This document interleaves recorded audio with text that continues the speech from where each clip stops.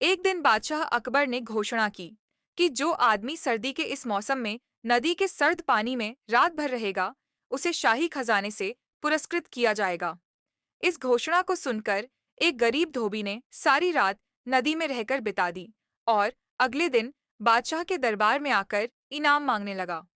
बादशाह ने उस धोबी से सवाल किया, क्या तुम बता सकते हो किस शक्ति के सहारे तुम रात नदी में रह सके?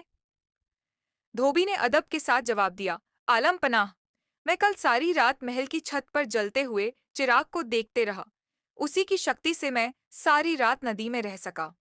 बादशाह ने उसका जवाब सुनकर कहा, इसका मतलब तो यह हुआ कि महल की रोशनी की आंच की गर्मी के कारण तुम सारी रात पानी में रह सके, इसलिए तुम इनाम के सच्चे हकदार नहीं हो सकते।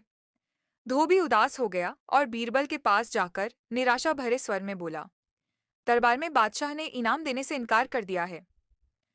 धोबी ने इसका कारण भी बीरबल को बता दिया। बीरबल ने गरीब धोबी को सांत्वना देकर घर भेज दिया। बादशाह ने अगले दिन बीरबल को दरबार में न पाकर एक खादिम को उन्हें बुलाने के लिए भेजा। खादिम ने उन्हें आकर सूचना दी। बीरबल ने कहा है कि जब उनकी खिचड़ी पूरी पक जाएगी, तभी वह दरबार में आ सकेंगे। बादशाह को यह सुनकर बहुत अचरज हुआ। वह अपने दरबारियों के साथ बीरबल के घर पहुंचे। वहां उन्होंने देखा कि दो लंबे बांसों के ऊपर एक मटकी में चावल रखकर उसे लटकाया गया है और नीचे जमीन पर आग जल रही है। बादशाह ने तत्काल पूछा, बीरबल, यह क्या तमाशा है? क्या इतनी दूरी पर रखी मटकी में खिचड़ी पक जाएगी? हुजूर, जरूर पक जाएगी, बीरबल ने उत्तर दिया। कैसे? बादशाह ने कौतूहलवश पूछा।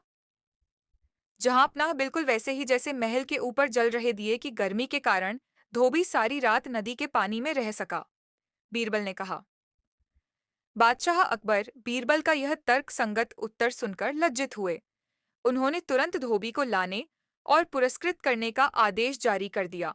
जब लोगों को ये बात पता चली, तभी से बीरबल की खिचड़ी एक कहावत के रूप में प्रचलित हो गई, जिसका सीधा सा अर्थ यह है कि किसी आसान काम को बहुत मुश्किल बताना या फिर किसी छोटे से काम को करने में बहुत अधिक समय लगा देना।